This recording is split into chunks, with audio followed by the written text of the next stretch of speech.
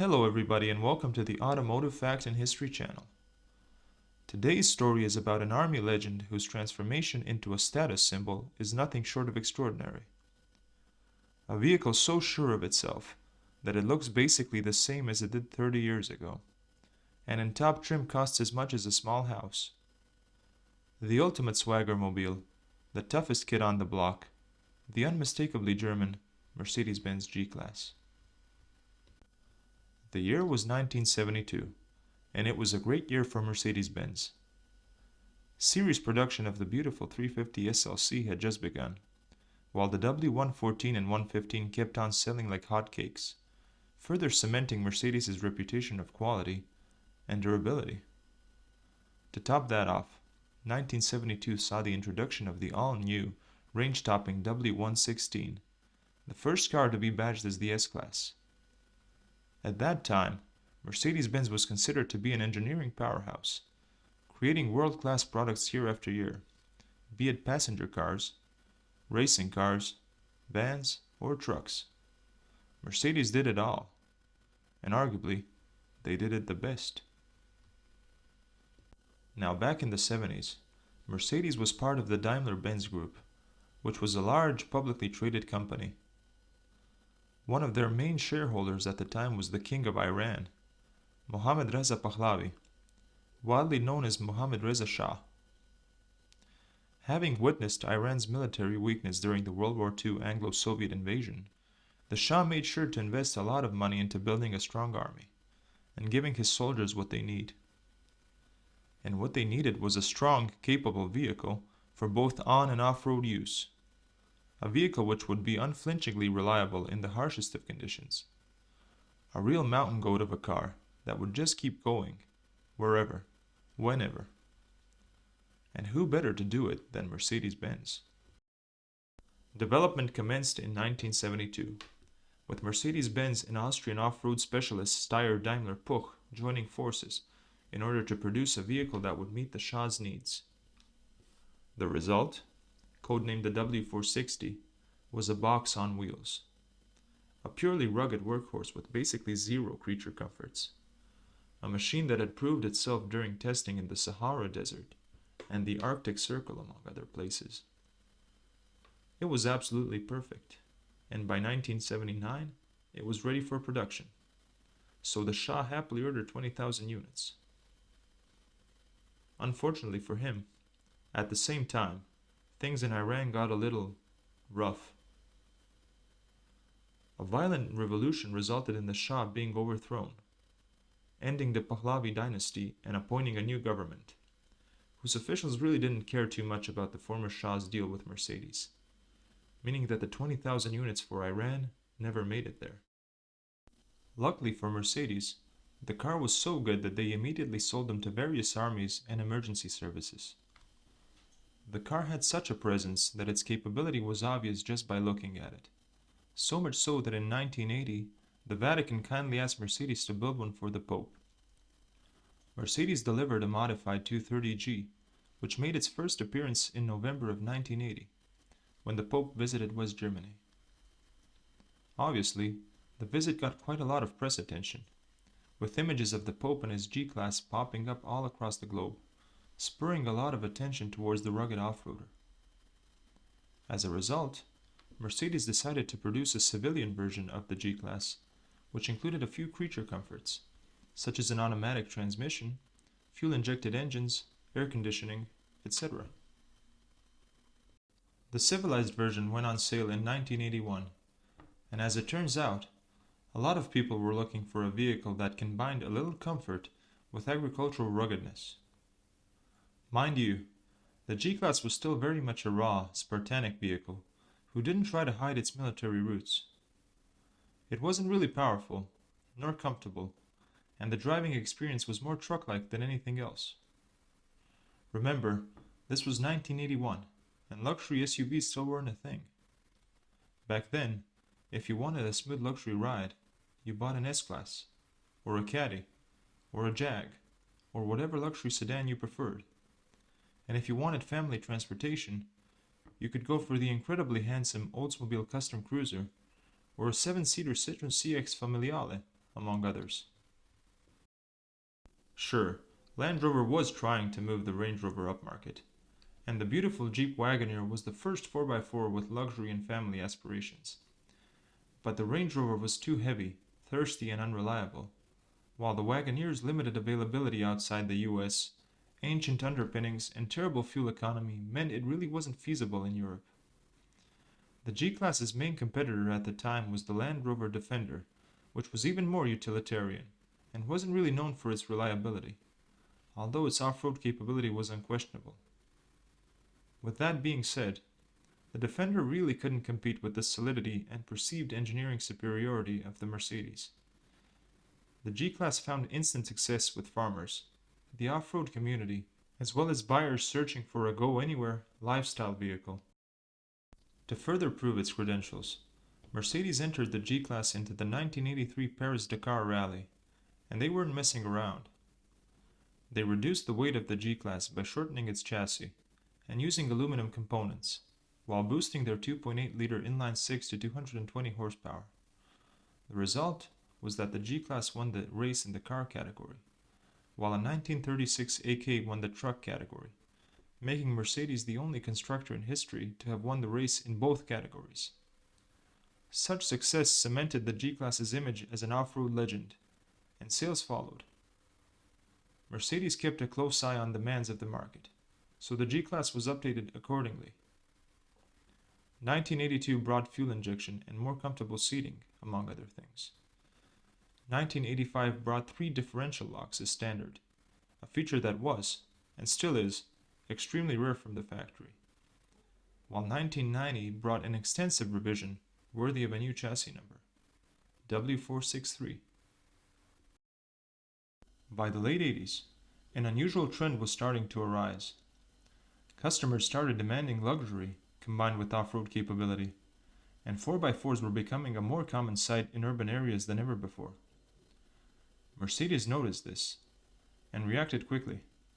The G-Class was already iconic as an off-road vehicle, but the W460 was a bit too raw to become a luxury car, so some work had to be done. The exterior was redesigned in a manner that smoothed out a lot of the rough edges of the W460, while retaining the iconic G-Class shape, whereas the interior, with a combination of smooth leather and wood trim, made it look and feel more like an S-Class than a G-Class. Engine choices were also revised, ranging from a 2-liter petrol engine with 118 horsepower to a 3-liter inline-six petrol with 170 horsepower. If performance wasn't your thing, you could get the indestructible OM602 2.5-liter naturally aspirated diesel, which made a healthy 94 horsepower. Now, it's important to note that this was the range in 1990, when the W463 was introduced. Just a few years later, the engine choices would become insane, but we'll get to that soon. Anyway, the W463 was launched in 1990 to a very welcoming audience. Unfortunately, that audience didn't include the United States, because for some reason, Mercedes didn't consider selling the G-Class there. That didn't stop a small importer out of New Mexico, Europa International, from importing and certifying them for the US market. That meant that they had to make the European spec G-Class comply with US emission, safety, and general motor standards, something which was extremely expensive and extremely rare. Just shows how much they believed in the product. The US market G-Class went on sale in 1993, and boy oh boy, did Europa's gamble pay off. In 1998, when the G500 V8 was introduced in Europe, Europa International immediately requested, and was given, small volume manufacturer status for the G-Class in the United States, giving them exclusive importer and distributor rights, and costing them over $1 million. The timing was right. Luxury SUVs were becoming fairly common, and Europa's brilliant marketing of the G-Class as a high-end product for high-end clientele, combined with the rarity and exclusivity, meant they easily sold for 6 figures, and they sold like hotcakes. By 2001, Europa International was selling more than 10% of the global G500 production. More than 10%. Those kinds of sales made Mercedes pay attention, So much so that in 2002, after purchasing the distribution rights from Europa, Mercedes started selling the G-Class through its own dealer network in the United States.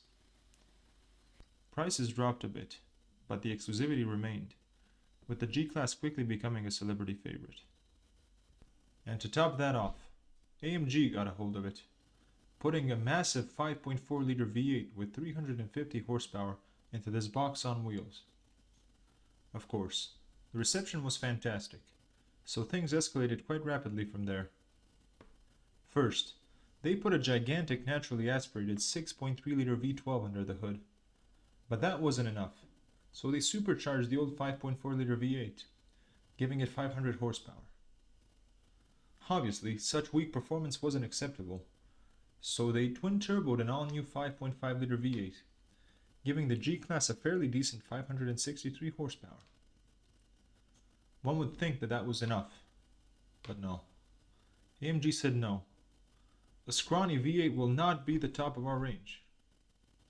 But a nice 6-liter twin-turbo V12 with 621 horsepower just might do the job. However, if you wanted a G-Class but weren't a millionaire, reasonable options still existed. For example, you could have the legendary OM606 3-liter inline-6 turbo diesel with a decent 175 horsepower. Or if you wanted something newer, you could get the latest common rail diesel engines in the G-Class. The diesels, however, were mostly reserved for the Euro market and the military. Undoubtedly, the W463's civilian success was spectacular, but if you thought the G-Class forgot its roots, think again. After the civilized W463 was introduced, the original W460, still beloved by militaries and public authorities, felt like a relic, especially powertrain-wise.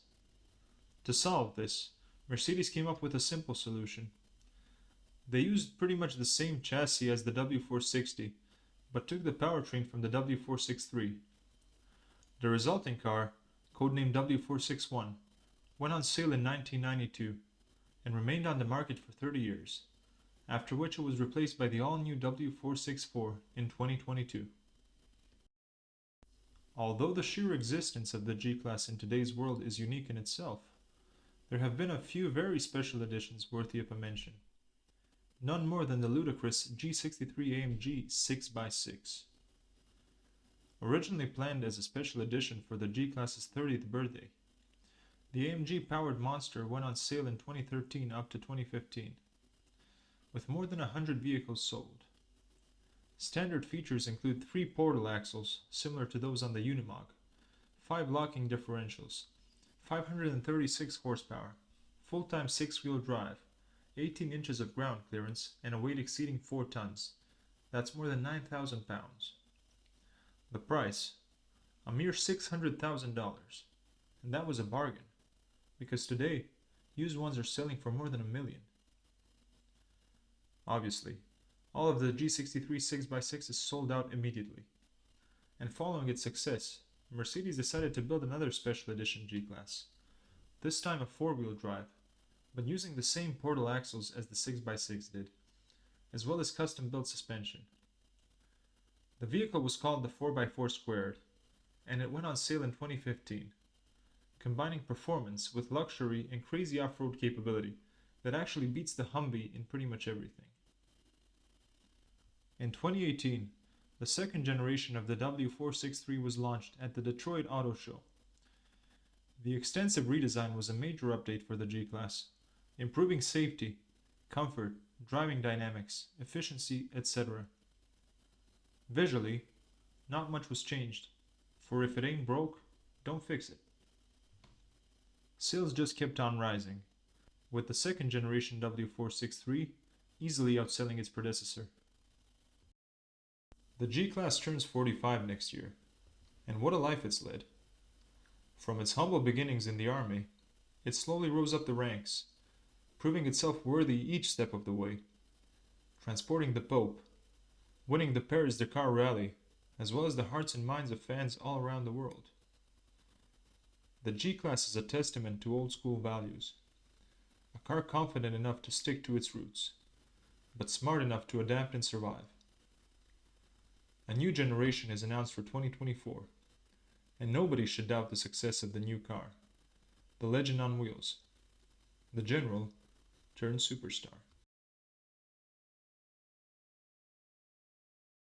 Thank you for watching and please subscribe. There's a lot more to come. Thank you.